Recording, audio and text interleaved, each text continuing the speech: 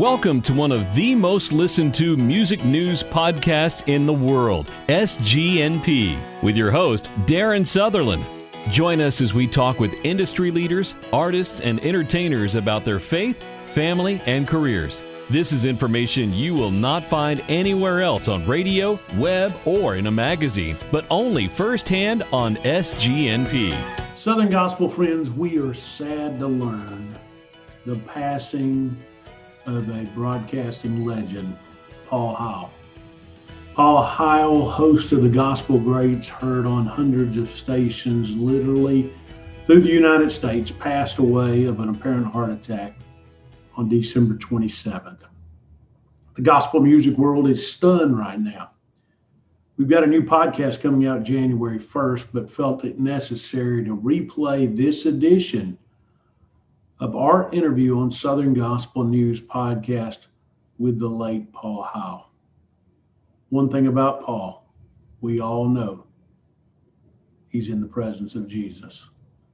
God bless the Heil family. Thank you for doing the Gospel Great so many years, and blessings. Now here's that interview with Southern Gospel News podcast and the legend, we've got Southern Gospel Music Association Hall of Fame member, Paul Heil. Be blessed.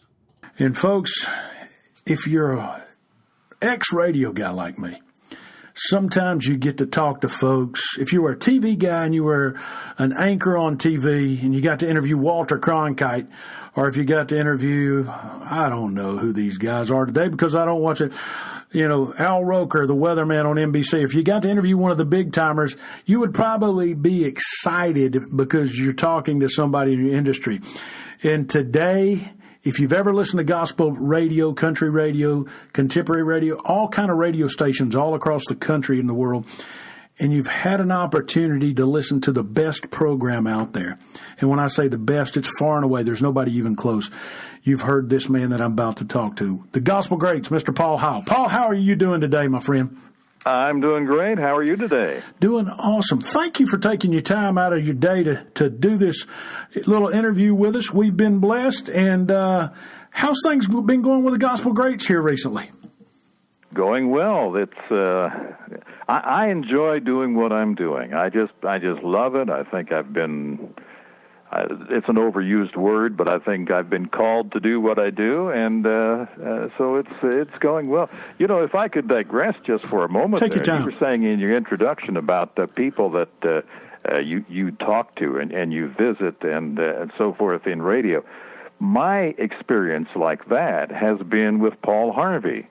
Some years ago, I grew up listening to Paul Harvey every day on the news at noontime. Right. And some years ago now, while he was still doing his broadcast in Chicago every day, the family took a vacation to Chicago. And through a local affiliate who had been carrying our program at that time, they made arrangements that we could go actually and visit with Paul Harvey. And not only did we visit with Paul Harvey, but Sheila and I actually sat in his studio as he did the noon newscast, which went out all over the country, of course. And here I was hearing with my own ears that voice, which which I had heard on the radio since I was in school in ninth grade and smuggled a radio in so I could listen to him at lunchtime. So I know exactly what you're talking about when it comes to having those kind of dreams fulfilled, you might say. A little insider knowledge here, and I'll tell you this, talking to my buddies in the ad world, I said, what's the most expensive endorsement in radio history? And my buddies down at Ad Results in Houston said, without a doubt, Paul Harvey. And he quit doing them probably 20 years ago. And he was still the voice, the rest of the story with Paul Harvey. So thank you for that. How long's the Gospel Greats been going on, Paul? How long you been doing it? Well, we are in our 39th year. Back in February, it started, 38 years ago in February. So we're about,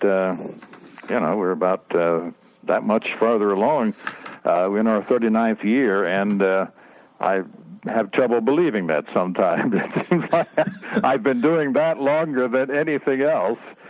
which I guess if you're doing anything for 39 years is pretty good. But I really enjoy it. I enjoy doing what we're doing. How'd you get into it? How'd you start?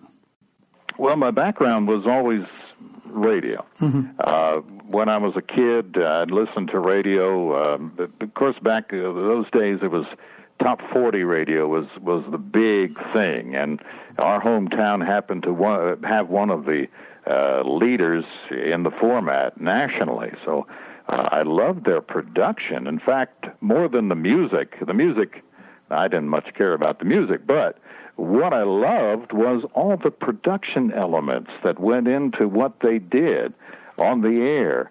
And, of course, back in those days, it was all done with carts and with other kinds of things, no computers involved. And so it was much more difficult, and yet they managed to pull off all of these effects and all of these elements that went into the production. So radio production really caught my attention.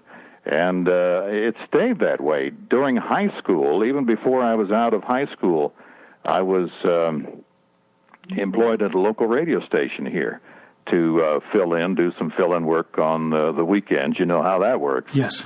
And I loved it. And so during college, I remained at that station and also worked at the college radio station. And so it was in my blood. I can't deny that. I loved radio. I love the formatics of it. I love the way it can be put together. And in what we're doing now, one step back. For about 7 years, I was a radio news director. Mm-hmm. And so I loved the way that we could put together information in a compelling way and an interesting way, in a way that wasn't just rip and read, so to speak, that it would present the information in such a way that people could find it very understandable. Mm-hmm. And I think a lot of that, with an emphasis, by the way, on what we call actuality. You know what that is. It's the clips of voice clips of newsmakers. And all of that comes through in what I'm doing to this day, because it's all the program, the unique sound of the Gospel Greats program goes to the interview material and the news material that we present during the program and the way that we present it. And we tried to do that in a very tightly edited and interesting and compelling way. Now, you got to tell me this. You're a production guy. You love production. Do you miss splicing tape? That's the big question. Do I miss it? Yeah. Not a chance. We still have, let's see, the studio has, when we started the program back in 1980, the studio was actually in the basement of the house. Yeah. And so I had my studio there, and I did all my editing there. And did a lot of tape splicing. I mean, a lot of tape splicing. I had to have a big budget item each year for splicing tape. But and folks, let me just stop real quick, because we're talking so much inside radio. If we've lost you, what he's talking about is you take reel-to-reel tapes, like just like your old cassette tapes, and you cut them and you splice them together and basically tape them together. Is that not correct, Paul? That's exactly right. That's exactly right. And, of course, I did a lot of that back then. And I guess the point of the story I was going to make was after about 14 years at the house, we moved the studio to where we are now. And just last summer, I was working in that room at the house where we used to do the program. I was tearing out the paneling and everything to try to do some renovation work down there. And lo and behold, I find these little pieces of splicing tape all over all over the floor in certain areas. So it's been there for 20 years. And no, to answer your original question, I do not miss splicing tape. Working with the digital editing, which is what we do now on the computers, is so much more precise and actually allows it to be tighter. And the key, of course, as you well know, is to edit in such a way that nobody will know it's been edited. Yep. So anyway, and you've probably got the war wound somewhere on your index finger to prove that you were an excellent splicer. So anyway. Well, yeah, that's true. And this is very insider as well, and you might find this surprising. I never used a blade. Really? For all of that editing. I always use scissors. Wow. You know what? The station I worked at, they called me Snips. Nice. I could talk about. We could do a whole show on splicing tape, and we'll leave it at that. But tell us about Paul Heil, the man. You know, we all know you're a, for lack of a better word, you're a historian in regards to gospel music. You have to be because of all the interviews you've done through the years. But what does Paul like to do on Paul and Sheila's On Time outside of gospel music? Things that folks don't know about Paul Heil. You know, children, grandchildren, kids, friends, family. Tell us a little bit about Paul Heil. Well, I touched on one of the things there. I love renovating around the house, and I do a lot of that myself. I know what my limitations are, so I don't go beyond those limitations. But I love to do that. But you mentioned grandchildren. We have our first grandchild as of last September, and she has stolen our hearts. So we get a chance to be around her a couple times a week, and that is just there is nothing like it. It's fun stuff. Oh yeah, fun stuff. You know, the business of gospel music's constantly changing. You said you started in the 80s. It was going through a little flux there in the 80s where the contemporary feel was starting off and gospel was starting off. You've seen the cathedrals phenomenon. You've seen the Gaither phenomenon. Where do you see the industry going from your perspective, and where have you seen it progressed from to where it is now? Well, you know, I used to worry more about that. What's going to happen to this music? Well, I've been doing it now in the music for 38 plus years, and it changes. It's not going away. It just changes. We have so many different kinds of things going on. You mentioned starting back in the 80s with the groups that were around back then. That, to me, as I look back in retrospect, is one of the biggest privileges I've had. I mean, I knew these people. I knew the cathedrals, and one of the most interesting programs I think I ever did was our 20th anniversary program back in, what would that have been, 2000, I guess, when we actually did it with George Jounce in his sunroom at his house. And they were special. The cathedrals were absolutely special people, and we got to know them quite well over the years. But to get to know these other people, Brock Spear, J.D. Sumner, and so forth, and Hovey Lister, and others of that era that we could actually call friends. James Blackwood had a chance to write a little piece in a book that he put together.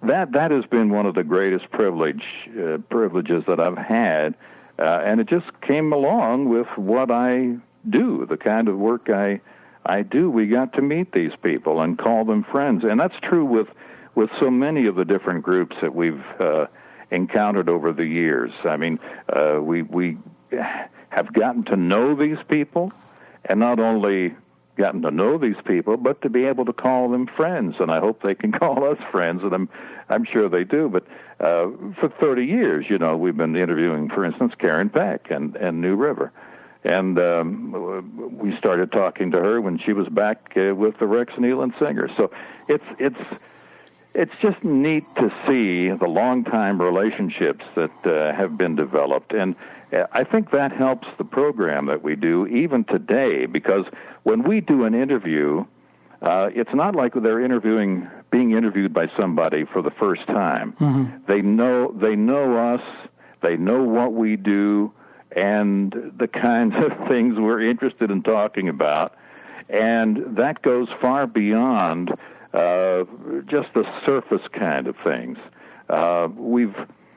I think we've sort of trained people over the years that, hey, we don't want to talk necessarily about, this record signing and this thing in the studio that happened and all of that. That's interesting, okay, to a point. We're more interested in what they're putting in their music. We're more interested in the message that's being portrayed in the song, what they hope to accomplish through the song. And I don't mean a high chart position or anything like that. I'm talking about what message they're trying to get out to the people who hear that particular song, both in their concerts and on the radio. And I think that has happened over the years, that people understand that. And I'm hoping it's not just because of the experience that they've had with us doing those particular kind of interviews. I'm hoping, and I think this is the case, that there is a feeling among so many of the artists, a growing feeling that this is indeed a ministry. Mm-hmm. That element has always been there, but I think it's becoming more and more and more important as the time goes by. No doubt. By our calculations, I wished I had your voice, because if I had your voice, I'd be a millionaire. I'm teasing with you, my friend. Well, if you figure out how to do that, let me know. I'd be interested. I guess that's why I'm the ad guy. I was always told in the radio world, the sales guy wanted to be on the air, and the guy on the air wanted to be the sales guy. So I guess we get to, have fun with it. By our calculations, you've done close to 100,000 shows. 40 years, 50 shows a week. 50 shows a year, one a week. Give or take a few there. You mentioned the interview with George at his home there in Stowe, Ohio, and with the cathedrals. What's some of the big things that stand out when somebody mentions the gospel greats and doing this show? What's one of the first memories that comes to your mind that just pops up and you just think, wow, that was amazing? Well, that was one of them that we had a chance to do that. Just the over the years, just the people that we've come to be able to interview, and it's interesting to me because it's one of those things that you look back in hindsight and you can see, and you might not understand it or be even aware of it at the time, that who these people are that you're talking to, mm-hmm. and the history, the living history that you are talking to at that time. And so there's been so much of that, and I feel like an old guy sometimes looking back. All right, Paul, we're gonna play a little game here with you, little word association game. My wife and I, we used to do this with our children. I'm going to name a gospel music legend or today's performer, and I want you to give me a little first thing that comes to your mind about them. Fair enough? Oh, well, we'll try. All right, here we go. Ben Spear. Oh, Ben Spear was musician, arranger extraordinaire, and quite a businessman, too. And he was just a very nice person. That sounds like something you'd say about somebody, but it was true. He was very easy to deal with. He was very conscientious in what he did. Was a stickler for music in terms of the precision of how to sing and how to play music. So he was extraordinary in many ways. My hometown guy, got to throw this one in there, Rex Nealon. Oh, Rex Nealon. He's quite a guy. He was, I shouldn't tell you this, but he was somebody. He was one of my most challenging interviews early on. I could see that. Because I'd go through a long question and ask him a certain kind of thing, and he would say, yes. That was it. He answered the question, but it wasn't good radio. Right. And so as time went on, it two things happened. First, I learned how to phrase questions that could not be answered with a yes or no. Yeah. And secondly, he became more familiar with what we did and how we did it, and so he was much more willing to talk. But he was a great guy as well. From the mountains of North Carolina, Martin Cook. Oh yeah, Martin is sort of one of a kind. He's enthusiastic is a word that comes to mind when you think about Martin Cook, because he loves the music that he plays. He loves the music that the group sings. Even to this day, he just loves it. And he quit a teaching job to go on the road, and be take this quartet, his students, on the road. So now he was very much an enthusiastic person when it comes to gospel music and the kind of gospel music that they sang. He was very, very enthusiastic about that traditional quartet sound. No doubt. Last one. Let's bring a new one up here. Jason Crabb. Oh my goodness, Jason's quite a guy. I mean, he's got so much going for him. He's got such personality. He I think can deal with just about anything you throw his way. And he's got a heart for ministry as well. I mean, it even comes through beyond the music when he writes these little books for children. What's the name of the crab? Crab. Yeah, I know what you're talking about. Yeah, the crab books that he has with a little crab named Jason or somebody. I forget.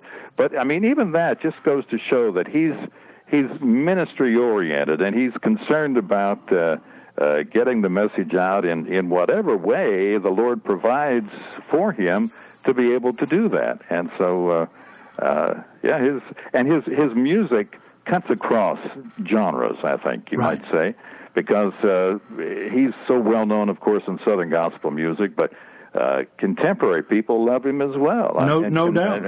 And country music. So it's he's got quite a ministry. My producer just passed me a note over the table, and he said he talked about getting Rex to talk.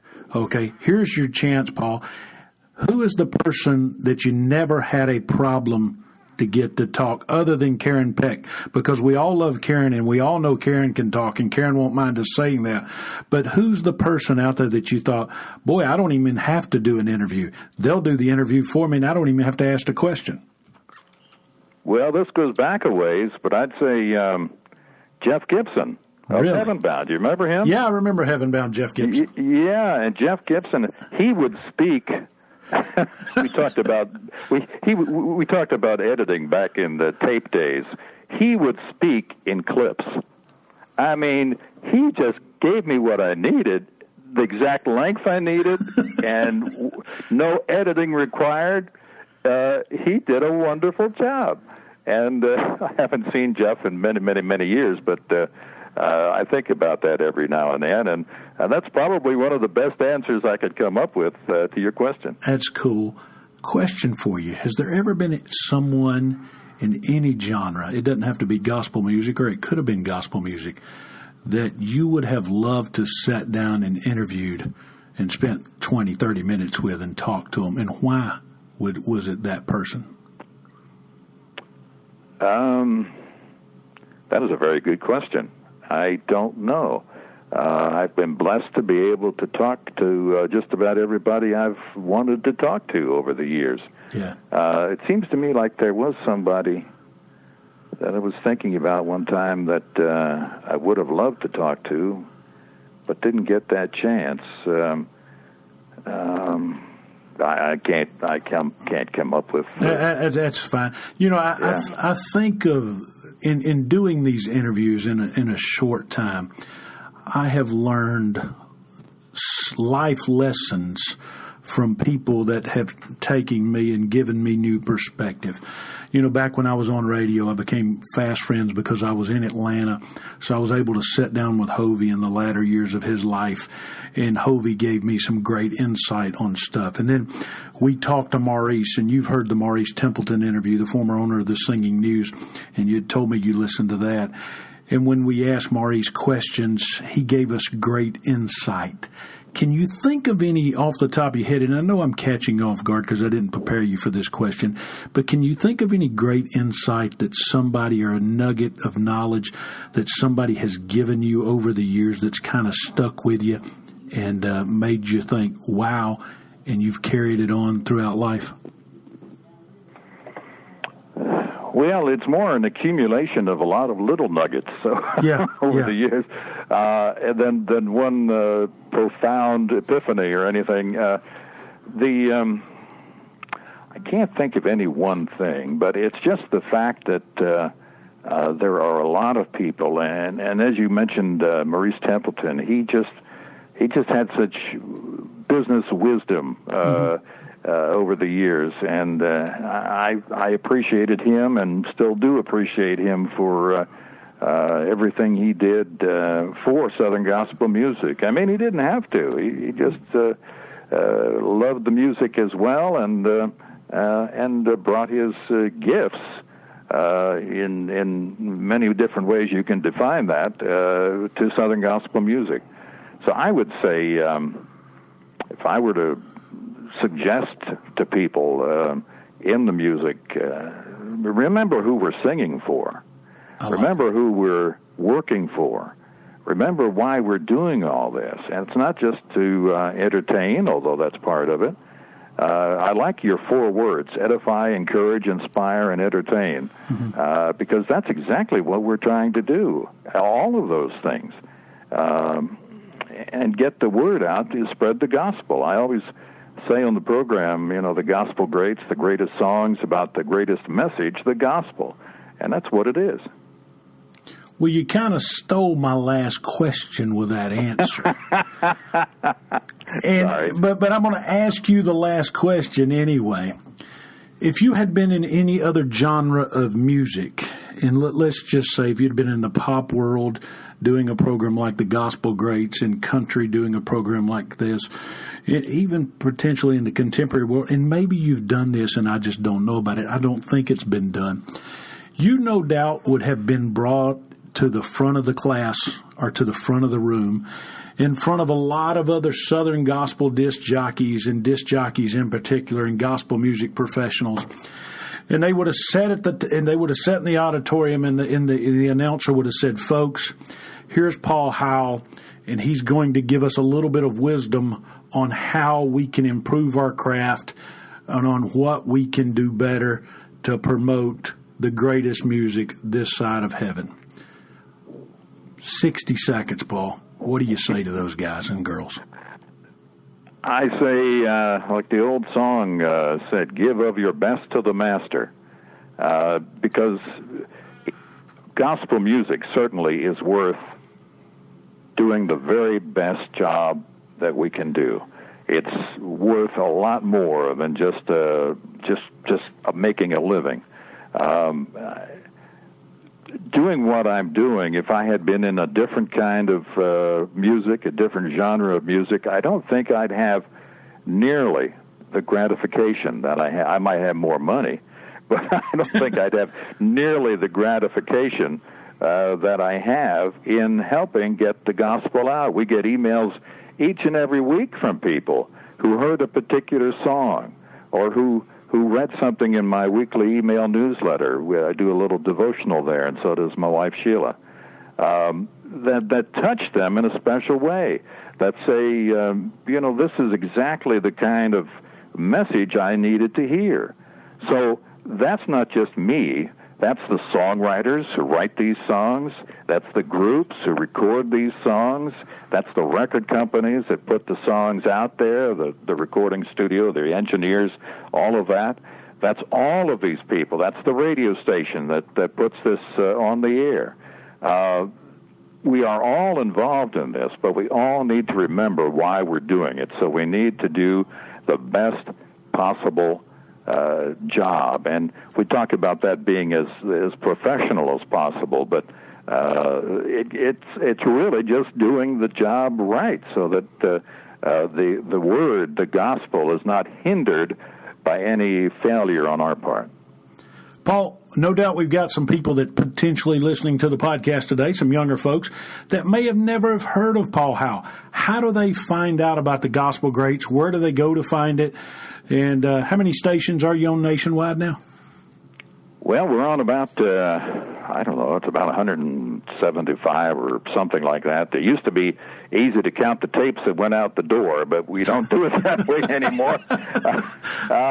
So it's a little difficult, and we have a lot of stations that are parts of little regional networks, so it's hard to get a count, and we have never wanted to overinflate that.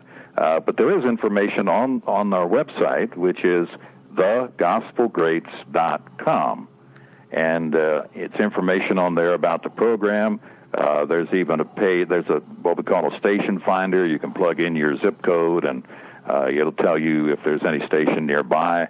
There's another page that has all the stations listed that stream their programming, and of course that includes us. So there's a lot of opportunity there to hear the program, and it's also available on satellite radio. Paul, thank you so much for your time today. I feel like we're talking to the dean of gospel music radio, and it's been our pleasure to talk to you today. I need to throw this one little thing out there, because being the dean, you're allowed to say and do what you want. Okay.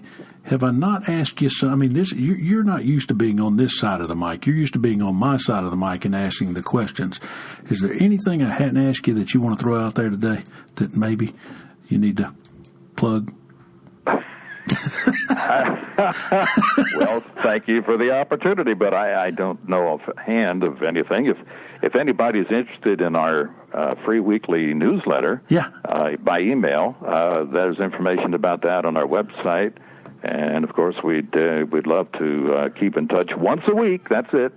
Just once a week. There you go. But there's a lot goes into that, and we do get a great response. But we also have our mail order side, which is Springside, Springside.com. That's Southern Gospel Music, all the different artists, all the different record labels, videos and whatnot. That's all at one site, Springside.com, and we'd be happy to help out in any way we can there too. So I think that just about covers it. Thank you, my friend. I appreciate your time this afternoon. SGNP is excited you chose to listen today. If you'd kindly leave a remark and rating in the podcast remarks section, we surely would appreciate it. Please share with a friend or family member. Look for us on Facebook, Twitter, and our new website, SouthernGospelNewsPodcast.com.